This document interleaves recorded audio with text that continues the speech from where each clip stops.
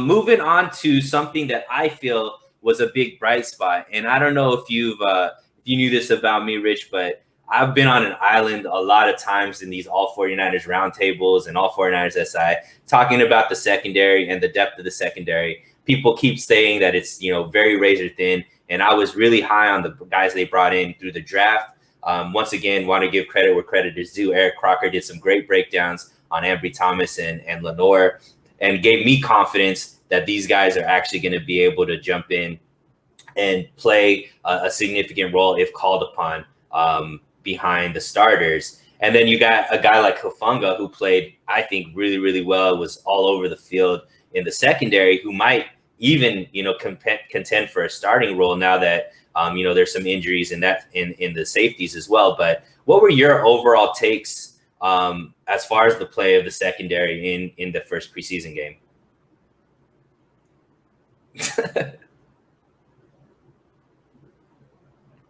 I'm going to have to find somewhere to sit with the noise. So can we pause it, man. Do what you need to do. Everyone for that. Nah, you're fine. You're fine. Coach Timo said, agree, Crocker is the go-to on evaluating the secondary. He knows his stuff for sure. And absolutely, Eric Crocker is somebody who I would love to have on the show. So if you guys could tag him in these things and say, Sunil wants Crocker on the show, but he does an amazing job as a former cornerback in the league to be able to really give an insight on the cornerback position specifically and the secondary overall. He give, pretty high grades, or at least high evaluations about Ambry Thomas and Lenoir. And, it was really great to see that. So if you haven't subscribed to his channel, make sure you do. I believe it's called Croc TV or Eric Crocker. I'm sure you could type it in to YouTube and find it, or just go on to his, Twitter, and all the links are there as well. But yeah, we're getting a real live view of Rich Madrid doing his best Blair Witch Project rendition right here, except all the lights are on and the camera is actually a lot clearer. But we lost him for just a second. If any of you guys have some questions, we will shout out some people right now. Niner by Nature, always a super supporter of the channel. What's up, my guy? Hope everything is well for you. He believes Trey is the starter week 1. I'm hoping for the same thing, Niner. Cinnamon Kiss, thank you so much for tapping in today. I appreciate you coming on the show as well. Madison, hello, faithful. Hello to you as well. Who else we got? We already shouted out Coach Timo. Big Play Slay. Appreciate you jumping on the show as well. Thank you guys for being so patient with us. Rich will come back on in a few minutes, and we got a few more topics to talk about with him. And we got him back. We got the little outdoor get up now too. I like it. The stunt to be able to show indoor, outdoor. We live in a multi-generational household here, so they have a cleaning crew that comes like every other week. Today was that day, and I didn't realize that. So awesome, man. Well, we're talking about the secondary. Your overall takes is what you saw from them coming from this first preseason game. Yeah, I heard the plug for Crocker, and he's probably the guy that you want to talk to about this because he's been immersed in cornerback and safety play for a long time, given his background and everything. But I'll try to do as best I can with that one. I thought Ambry Thomas played pretty well, and so did Lenoir, which was kind of surprising. Because everything we'd been hearing about Lenoir was that he'd been getting worked in practice and one-on-ones and things like that. So for him to come out and have a decent first game was big for him. Hufanga, I think, stole the show, though. I think he was one of the best players on the field for the defense.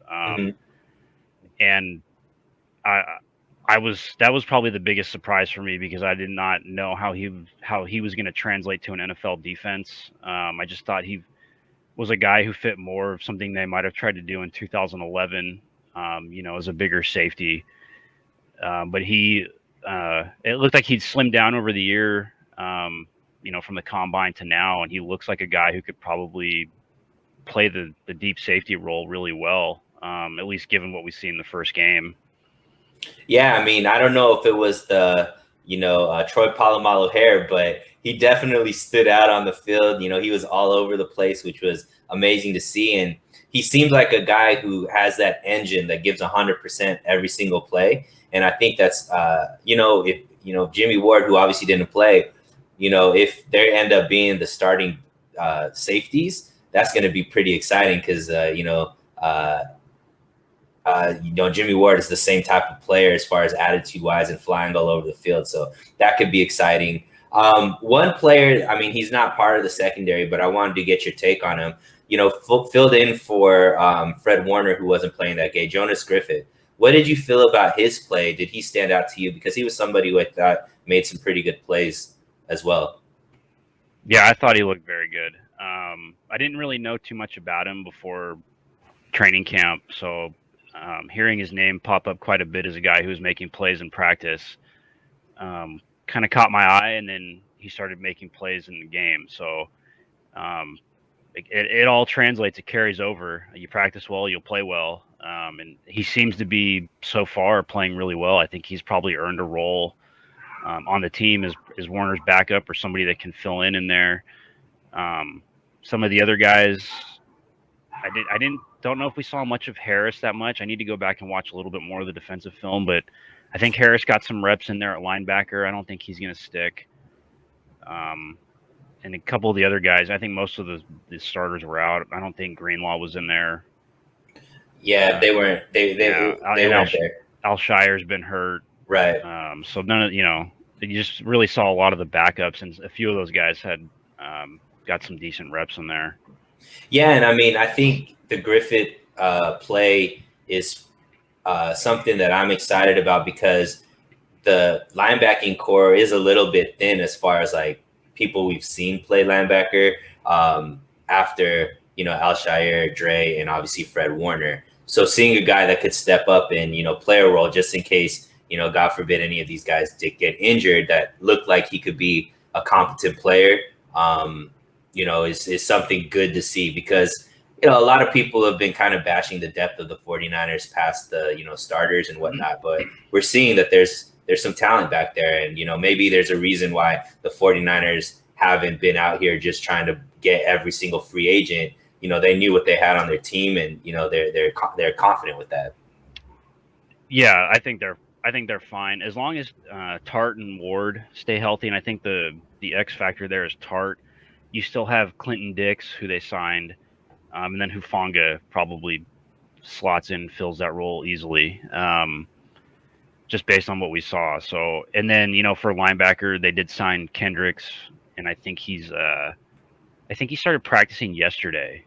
Got you. So yeah, Griffith asked that. I mean, Timo asked that question. Griffith, yes, he fits our style defense. Has Kendrick started practicing yet? Haven't heard anything on him.